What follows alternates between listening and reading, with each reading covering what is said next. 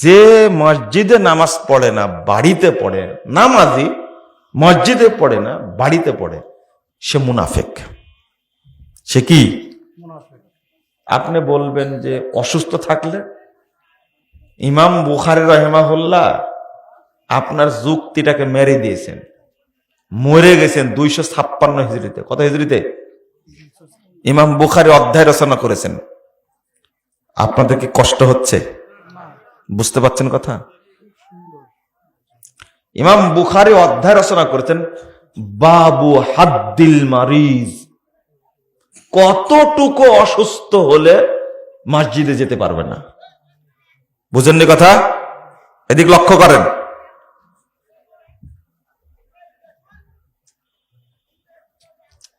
আপনারা কি শুনলেন বিষয়টা? আমি যেটা বললাম শুনছেন? কি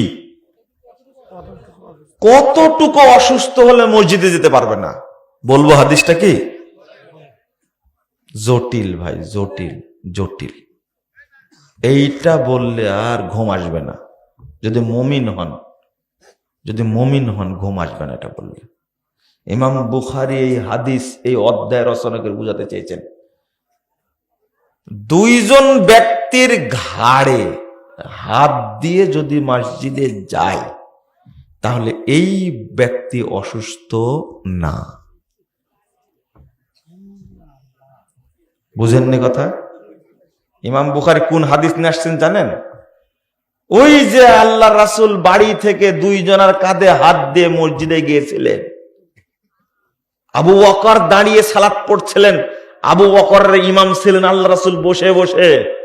ওই হাদিস নিয়ে এসে বলছেন এইটা হলো অসুস্থতার সীমা। দুইজন ব্যক্তির কাঁধে হাত দিয়ে যদি পা ছেঁচড়ে কোনো মানুষ যদি মসজিদে যেতে পারে তাহলে এই ব্যক্তি অসুস্থ না। এবার আপনি বিশ্লেষণ করেন। আল্লাহ যেন আমাদের হেফাজত করেন। মুসল্লির নাম। 3 নম্বর, মুরাতুন নাস, যে মানুষকে দেখায় সালাত আদায় করে। আল্লাযীনা ইরাউন, তাই না? আল্লাযীনা হুম ইরাউন, মানুষকে দেখায় সালাত আদায় করে। 4 নম্বর, তাখিরুস সালাত, যারা সালাত দেরিতে পড়ে।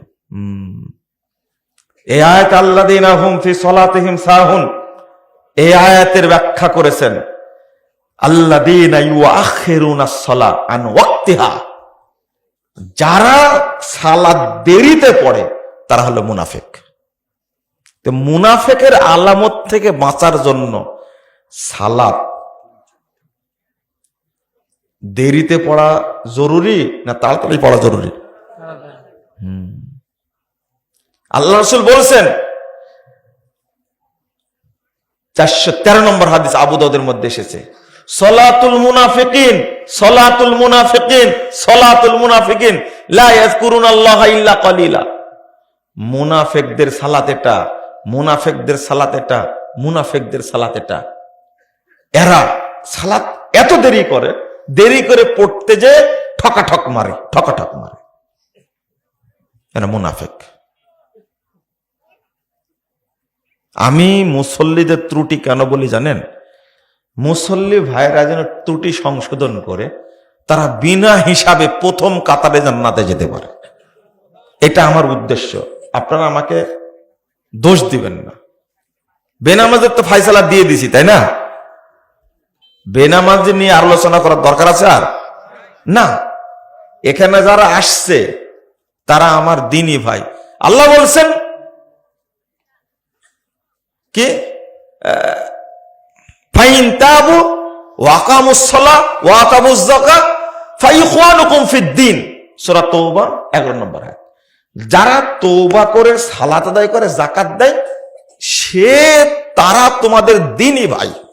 যারা সালাত আদায় করে না তারা মুরতাদ, তারা দ্বীনি ভাই না। যারা সালাত পড়ে না, মুসলিম হওয়া সত্ত্বেও নামাজ পড়ে না, এরা ইহুদি, খ্রিস্টান, কাফের, মুশরিকের চেয়েও খারাপ। কারণ কাফের মুশরিককে হত্যা করা জরুরি না, কিন্তু মুরতাদকে হত্যা করা ফরজ। মানে মুসলিম সরকার থাকলে এই মুরতাদকে হত্যা করবে। এই মুরতাদ, এই জন্য তার জবে করা পশু খাওয়া যাবে না। এই মুরতাদকে সালাম দেওয়া যাবে না। আপনার বাপ নামাজ পড়ে না, আপনার বাপকে সালাম দেওয়া যাবে না। আপনার মা নামাজ পড়ে না, আপনার মাকে সালাম দেওয়া যাবে না। আপনার ভাই নামাজ পড়ে না, তাকে সালাম দেওয়া যাবে না।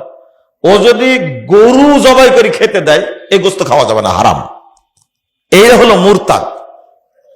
যদি মুশরিক মানুষ জবাই করে দেয়, কোন দেশে গেছেন আপনি, আল্লাহ রাসূল বলেন কুল বিসমিল্লাহ, বিসমিল্লাহ বলে খাও। কিন্তু এই বেনামাজির জবাই করা জিনিস যদি বুঝতে পারেন, খাওয়াটাই হারাম। মনে হয় বোঝাতে পারলাম না আপনাদেরকে। বেনামাজির চিন্তা এখনো করছেন কেন? আপনার চিন্তা করেন, চলুন আমাদের চিন্তা করি।